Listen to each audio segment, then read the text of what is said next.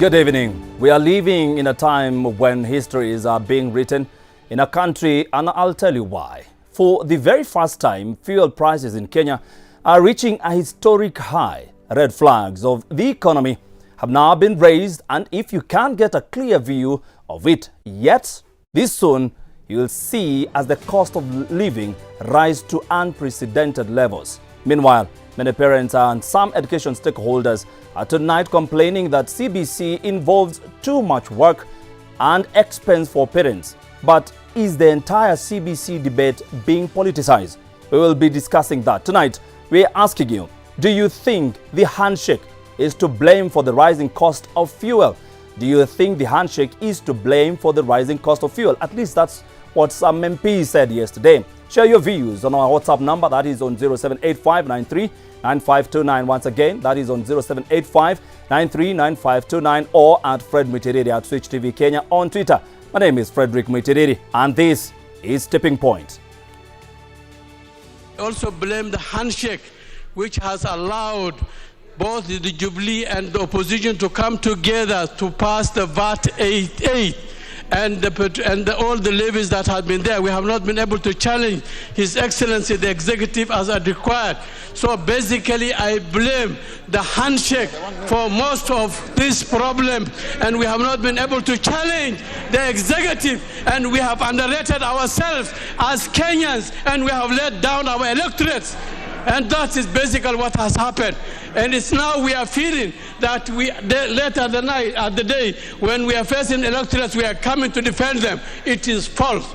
We should have done our responsibility much earlier. But nevertheless, this is time when we can raise 233 to avert all those things.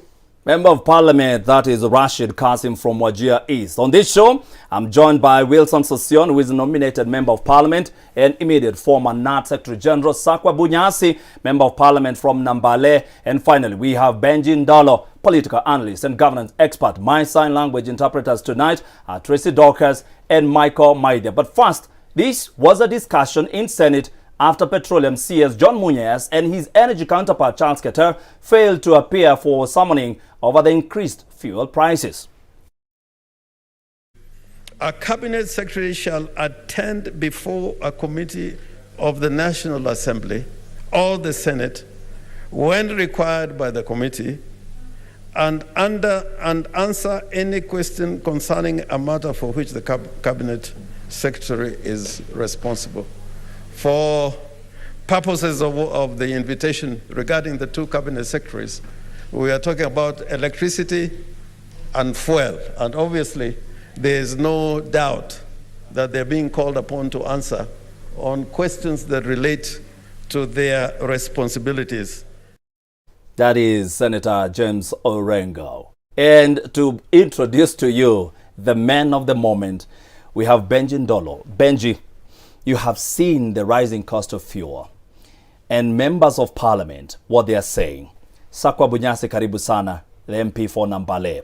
Let me start with you, Bwana Sakwa. Your counterparts in parliament are saying we are supposed to blame the handshake for what is happening in the country. Do you feel the same? That the handshake that was supposed to bring in peace now is being used by members of parliament not to bring together something that can help the local mwananchi? Oh, thank you very much indeed. In fact, I thought you were going to start with Benji. All right. But, first of all, let me respond to this from a technical point of view, to try and throw some light on why you get to situations where taxes rise. Yes. And that's the problem we've got. You raise taxes to raise revenue. You raise revenue to fill a gap. So somewhere there is a deficit. Somewhere the administration is running a system where for this year and previous years, the deficits are large, so they are trying to cover that gap. What are the deficit? What are the sources? Major sources could be chunky expenditures, which they have to meet. These Gorofa roads we are talking about, maybe some, may just be some, but maybe others. Debt payment be other, or just a current imbalance between in expenditures and revenues for this financial year. It's all of the above, I'm sure. Handshake to the extent that handshake brought along a need for staying together, voting together for its own sake, and nobody then stood outside of it, there's a problem. And lastly, the question of certain amount of party discipline. I think it's coercion. Back in 2018, when we were discussing whether to go back, they had to introduce the 8% yes, VAT. To stick with the 8% or go back now to the 16. Yes. Or in fact, yes, stop the 8, go to the 16. Yes. There were members who voted to stay with the 8. And I know 2 members personally that I talked to only last week who were summoned by their party to sort of explain themselves why they were voting at variance with the party position. Party position was that we should go along. If I can ask you, were these members of parliament from your party or from other parties? No, let me not go there, because that then will kill this slide of discussion. All right. I can come to political discussion too, if you give me just a minute. So the issue is, the question is that people are voting their conscience. They felt that raising taxes from 8 to 16 VAT is not necessary. Let us cut expenditure. Let us stay with 8% VAT. Now, of course, they'll be vindicated, because the argument is so heated now that those who stood for the 16 are stepping back and saying, oh, it really is too high, we should look at it again, and so on. So the handshake had only had an effect, but only a very indirect effect. Let's say this tendency to move together in a herd doesn't work well when you're dealing with the controversial subjects, because it will mean, even in a herd, you get the odd cow or the odd goat that goes its own way, because you have seen a green pasture that others have not seen, and you beat it back to go home and be tied up and so on. So that's part of what has happened. But there's also a political explanation. Before you go to political, let me ask Ndolo. Members of parliament are supposed to safeguard us, the common mwananchi, the Wanjiko. And are we right to blame members of parliament for what we are seeing today? We are right, and I commend Honorable Sakwa for being candid enough and saying, look, there are members of parliament that voted their conscience for obvious reasons.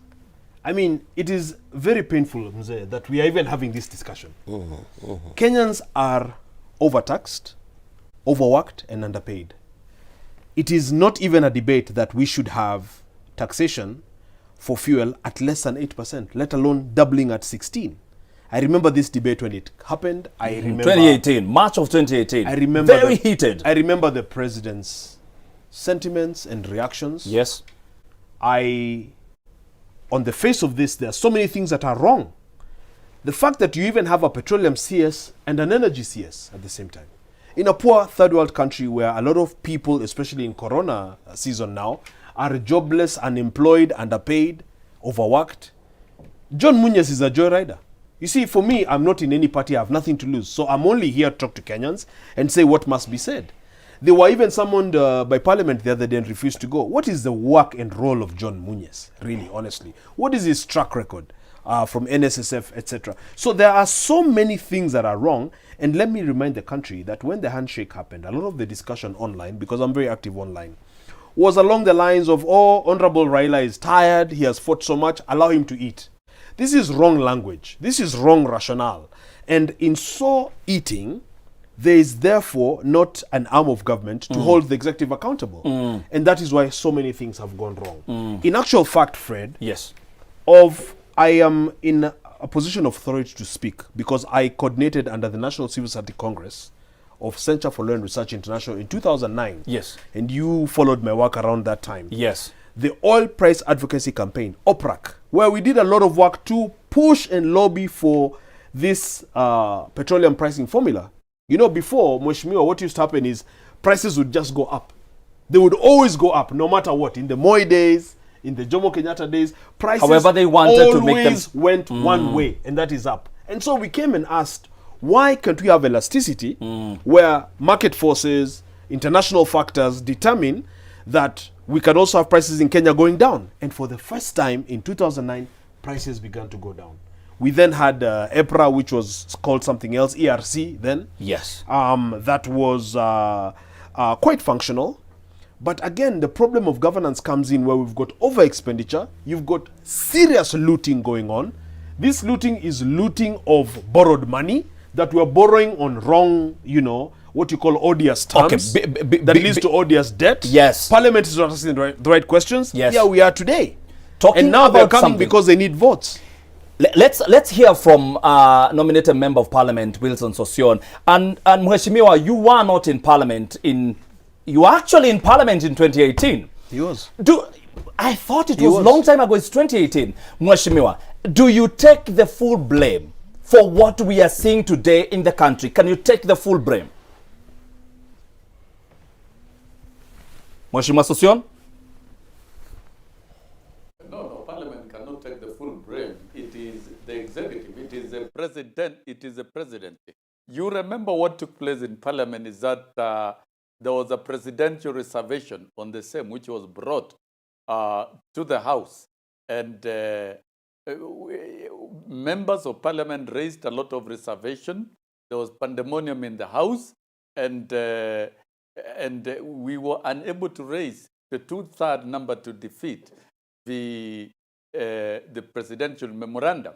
So the use of presidential memorandum, that clause, to defeat the popular wish of the House was actually indeed applied. And that is the such scenario in which this heavy taxation and raising of VAT has been imposed.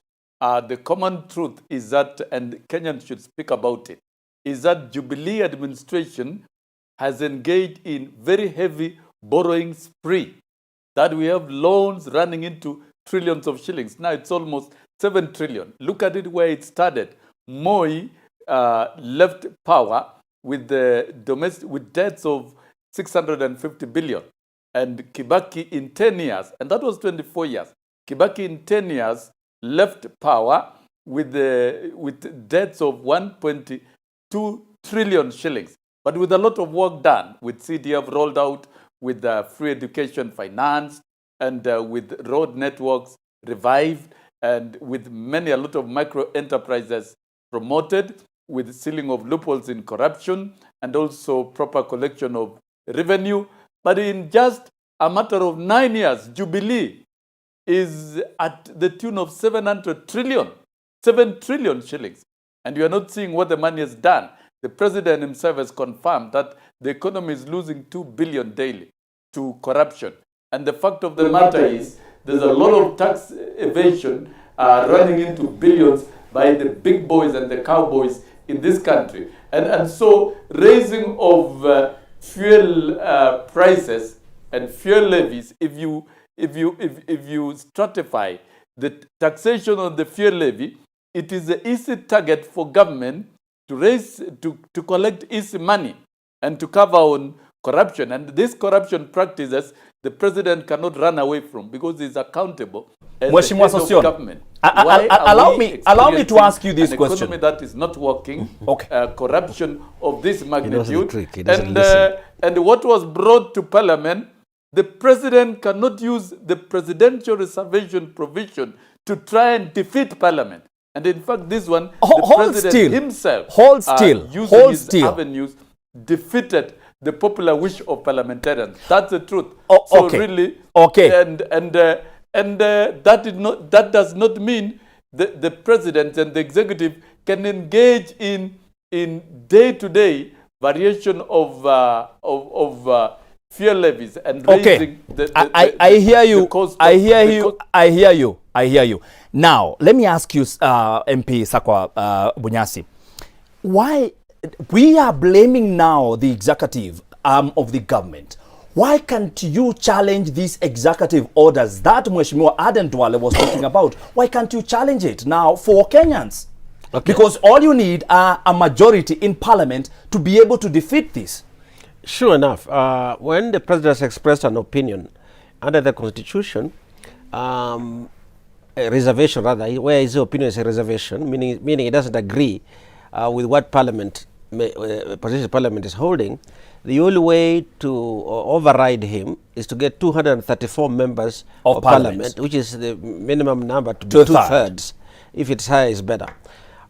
It has been difficult even before the handshake to get throughout the 11th parliament. I do not know if we ever ever overrode his opinion. We may have done so once, but I stand to be corrected. Each time we fell short.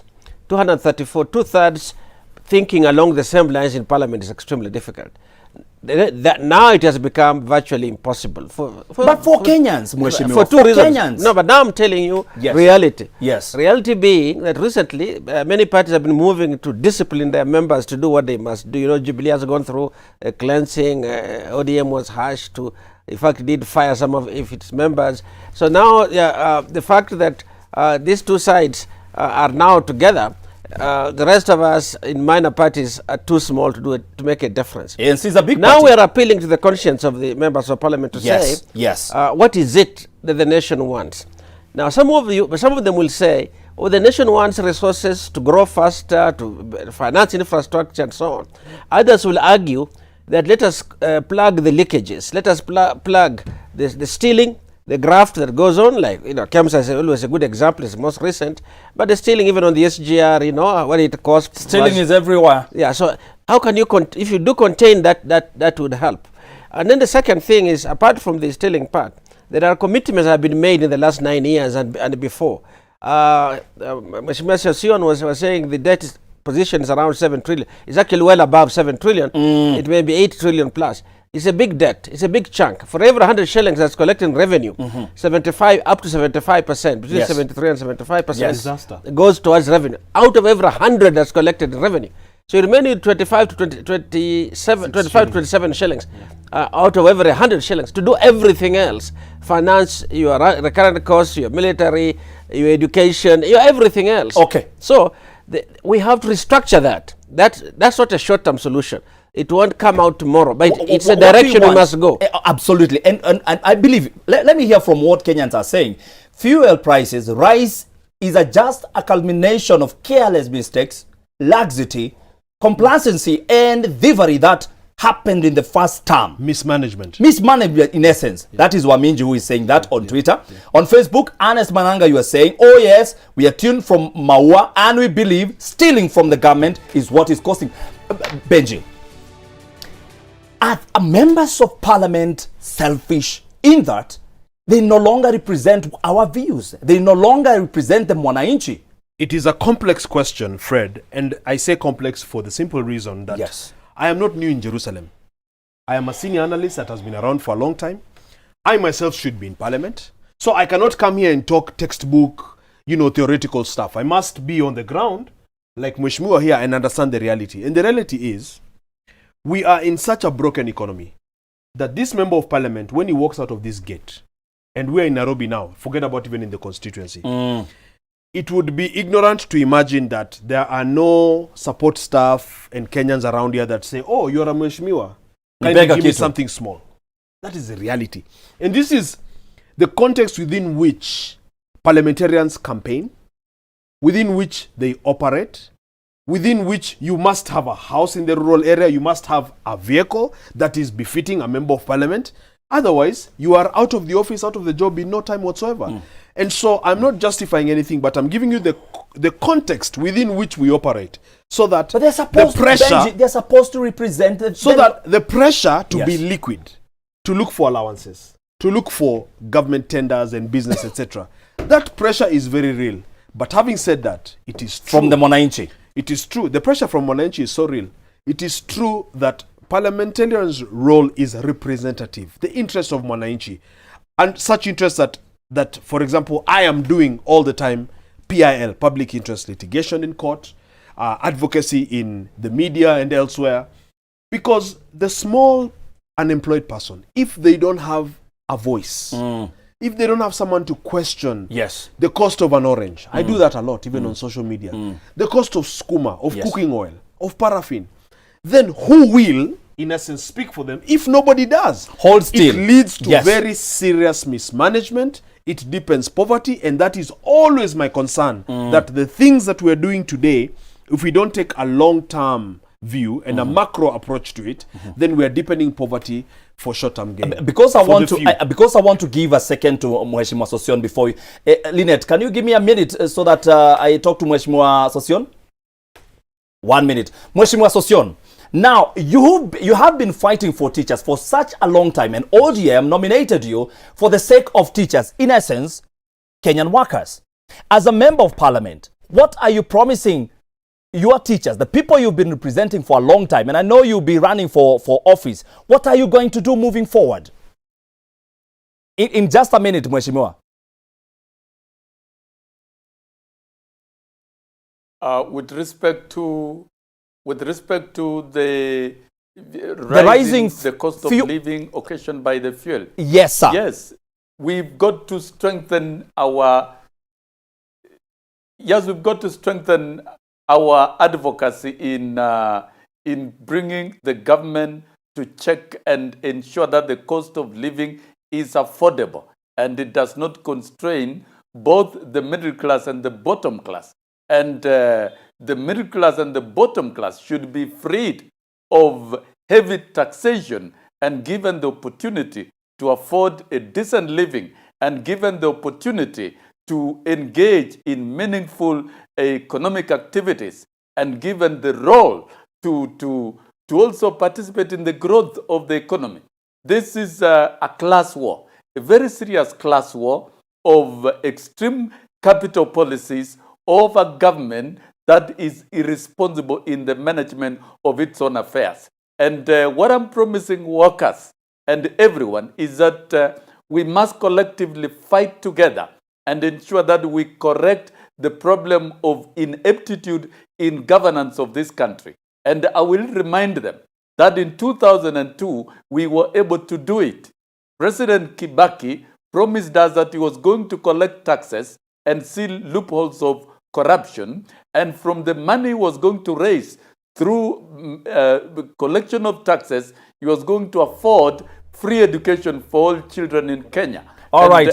The civil society and Kenya let's take a break. Let's take a break. We'll be back with you in a short while. Don't go anywhere. Talk to me on SMS line that is on 111 We'll be back in a short while. My director is telling me to end the break, so we have to go on break. Lazima tulipe school fees. Unajua mwezi kwa kona. All right, a break. We'll be back with more in a short while. Don't go anywhere.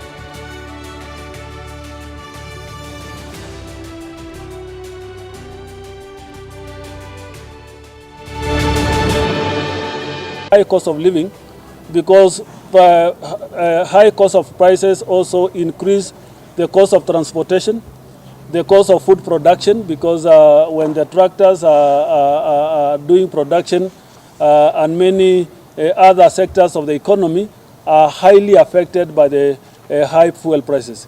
And as a church, we are calling the government, and we have already said in our statement, to do two things: to do a task relief for Kenyans to be able to manage their livelihoods, but also to immediately find ways of reducing fuel prices, because Kenyans cannot cope with it. So let us be reasonable as we All right, about things. that is the head of the Anglican Church of Kenya, that is Ole Sapit. And as you can see, Kenyans, from the youngest to the oldest, people are suffering. And we have members of parliament here with us, and you can ask them questions that you want them to answer you on 111 444 111.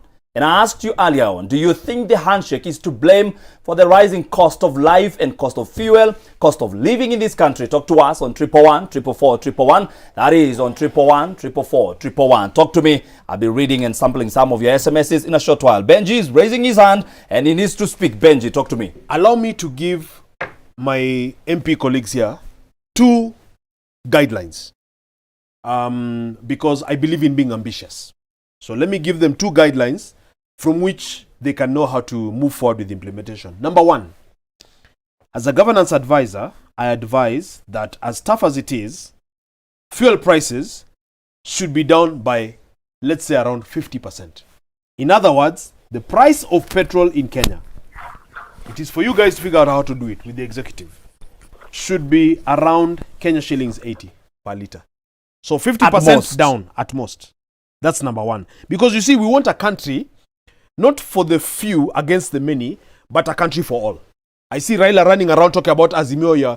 What Azimio ya Umoja are you talking about when people are hungry, when people have not eaten, when people cannot go to work, cannot find jobs, others are being given wheelbarrows. That's number 1, Mheshimiwa. And I hope your Mheshimiwa Bunyasi is listening to me carefully. Number 2, one of the biggest mistakes, and I engage a lot with the government on many levels, including online.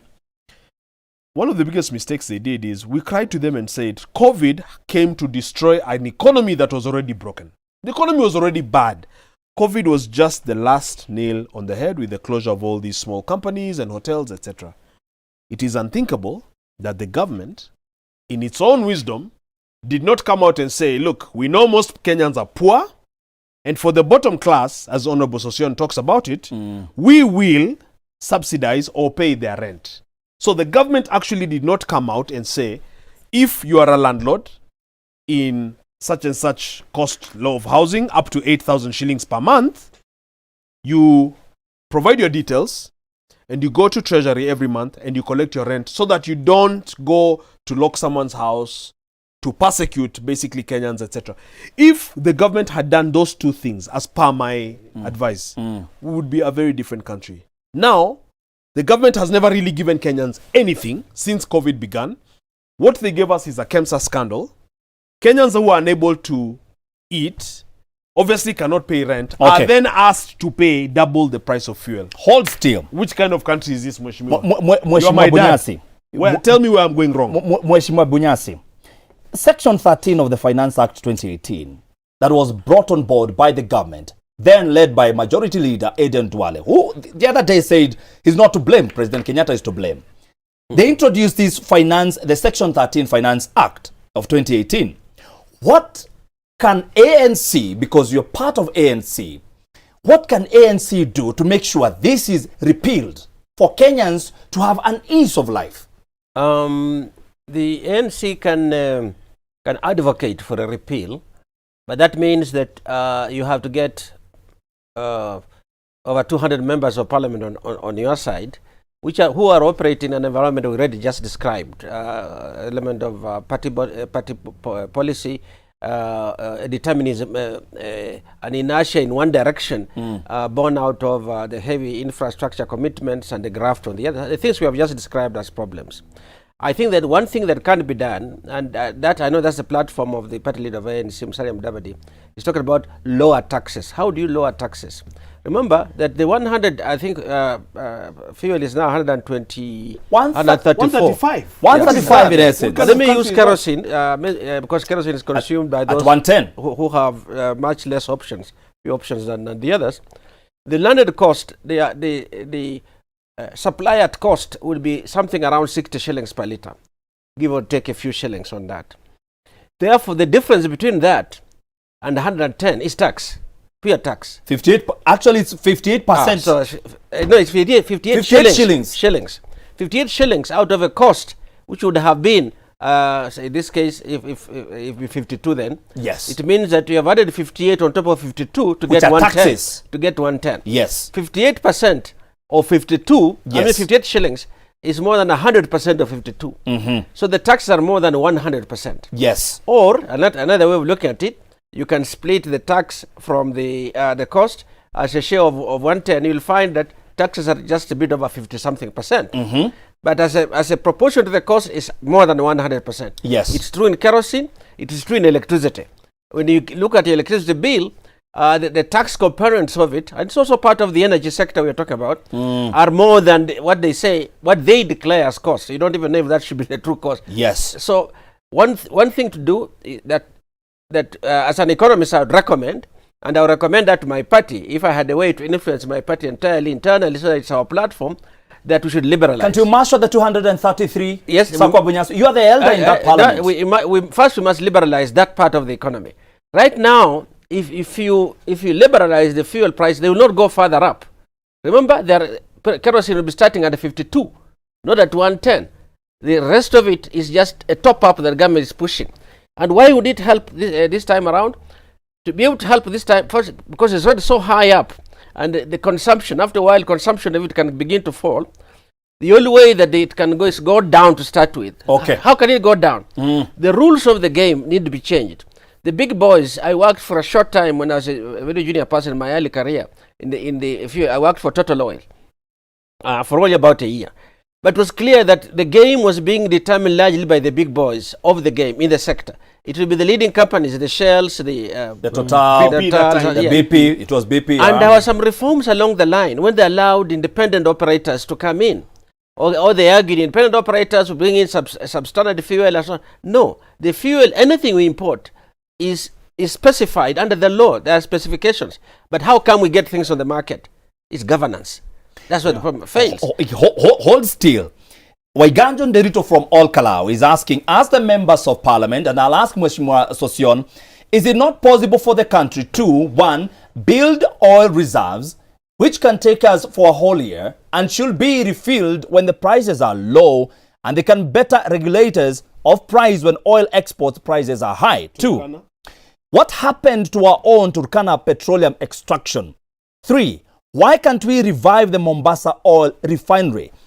And four, what is the government doing on encouraging electric vehicles? Mheshimiwa Sosion, that is our viewer from All Kalau. Please answer those questions if you can. Very good questions, by the way.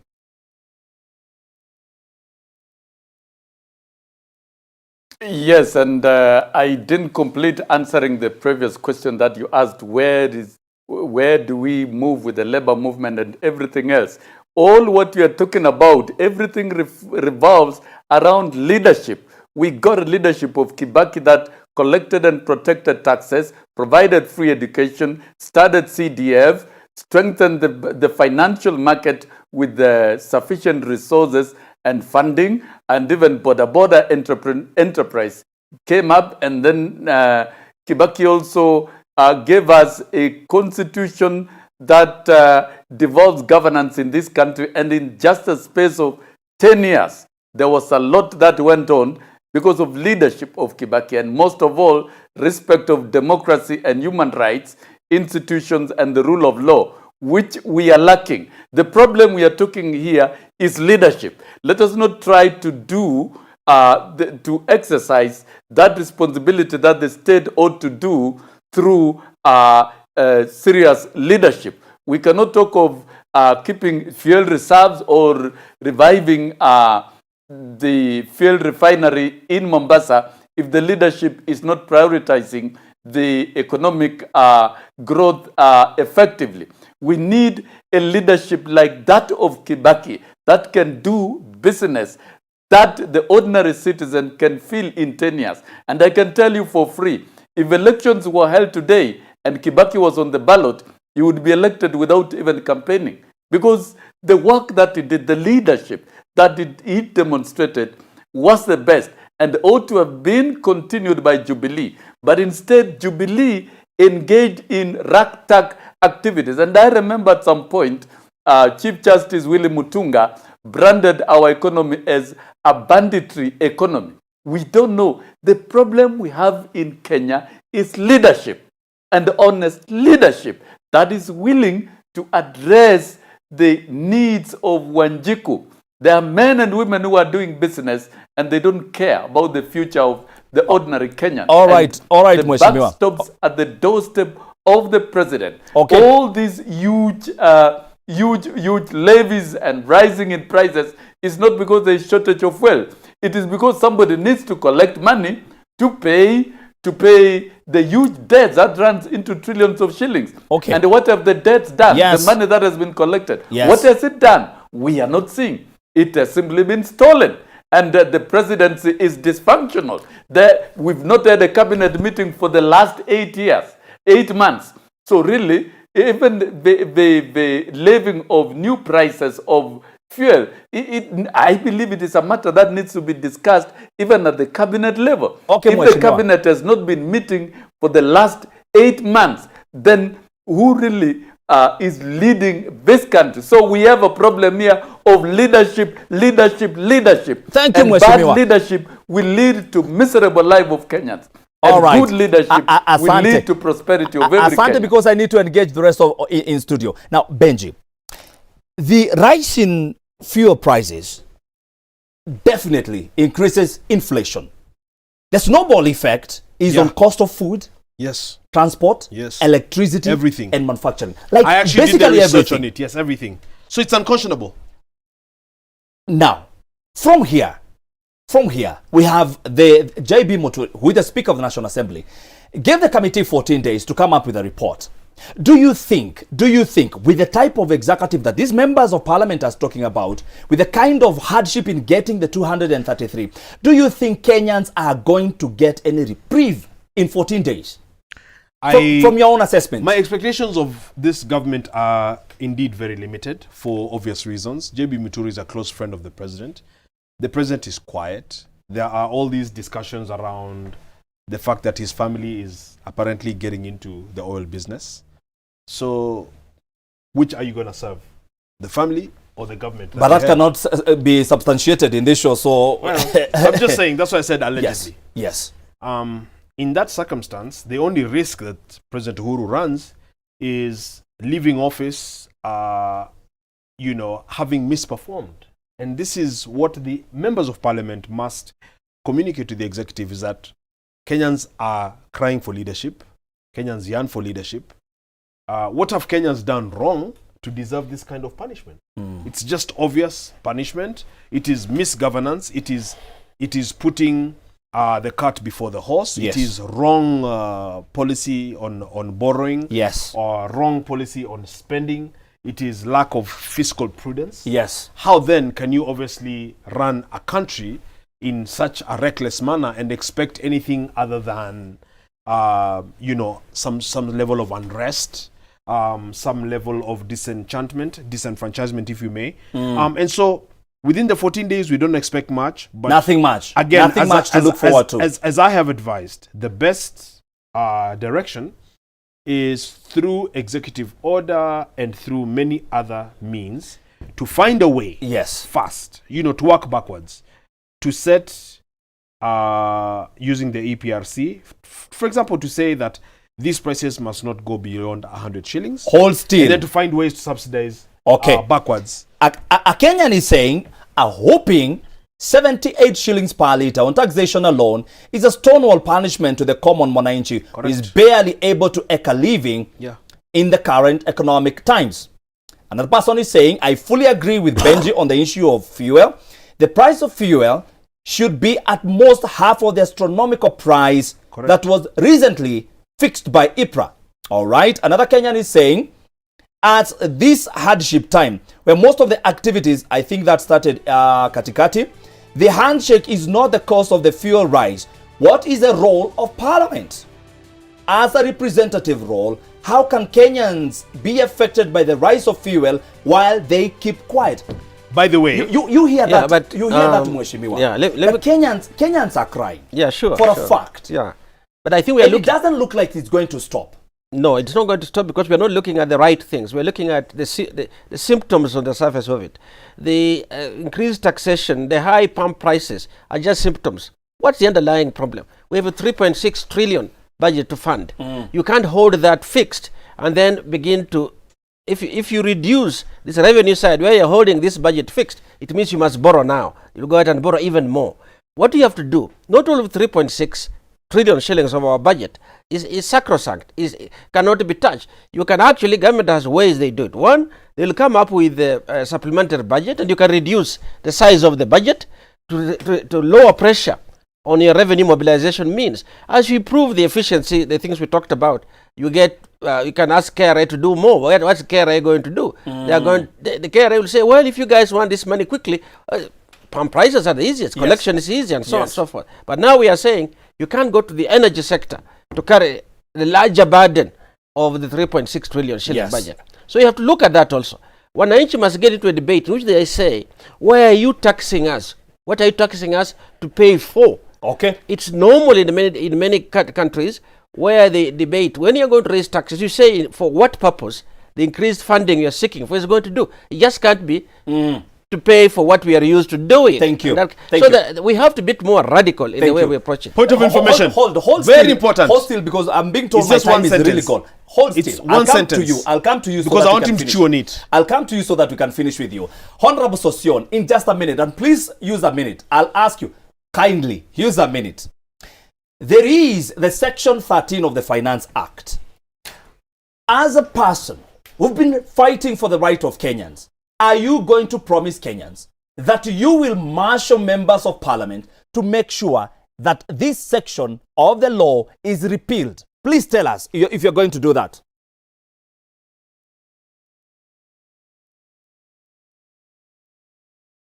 The directive of the Speaker and that of the plenary of Parliament is that the Finance Committee should come back with a report to the National Assembly with an annexure of Finance Amendment Bill. And that is how serious Parliament is. And that is how serious the Speaker of the National Assembly is and has given direction. Ordinarily, petitions are dispensed of in a period of 60 days. But through the Speaker's directive, this matter shall be dispensed of in 14 days. And I can assure Kenyans, this matter shall be dealt with within 14 days. And more than ever before, the National Assembly is determined to correct the mess that was created by the executive. And never again should we allow the executive to create messes through such avenues. Asante sana Mheshimiwa. Most the appreciated. directive by the Speaker is that the report to Parliament, that Parliament will debate, must contain the amendment of the finance bill, because one of the petition was amendment of section 13. It must be amended. Kenyans must be extricated and freed from unnecessary levies created out of bad leadership. Okay, thank you very much, Mheshimiwa Sosion. That is Wilson Sosion, who is the nominated member of parliament from the ODM party, and of course the immediate former SG of NAT. Now, I'll give Benjamin Dolo because Sakwa Bunyasi, the MP for Nambale, had spoken. Benjamin, in just 30 seconds. It's literally 30 seconds. Yes. We have a problem in this country where we do a lot of peculiar things. Mheshimiwa, why must the budget always grow? The president has told us, and we know this to be true, that and he was in the finance committee. This continued theft. You are in the budget committee. This continued theft in this country, in this government. Everybody knows, any small Standard 4 child knows that there's a lot of theft of public resources in government. Yes. Why is there the automatic ballooning of the budget? Why can't we say the budget is 2.7 trillion, we're projecting to do a budget of 3.2 trillion, but because we have a debt problem, let us go back and do a 2.2 thank you. Trillion budget, and manage that smaller budget well. Why is this ballooning all the time? The budget is increasing all the time. Let it and stop with at it that. so many other costs and so many other thefts. Thank you, Mheshimiwa, Benji. surely you're a polished guy. You must go and tell the speaker, Wakenya wamesema, we don't grow the budget again until, in fact, we have fiscal discipline. Go and tell the president that. Asante sana. Can't That is just grow the Benji budget Dolo, all the who is time. a political analyst and a government expert. We had, of course, Sakwa Bunyasi, the MP for Nambale, and of course, nominated Member of Parliament, Wilson Sonio. Many thanks for watching us. I have so many SMSs here, I can't read all of them. But before we close, the views described on this show are strictly individual views and do not portray the views of Switch TV Kenya. That is from myself. My name is Frederick Muitiriri. It was a pleasure having you. And of course, I had Tracy Dorcas and Michael Maidia for my sign language interpreters. Asanteni sana waheshimiwa. Have us back. Oh, we will. All right, it's a good night from me.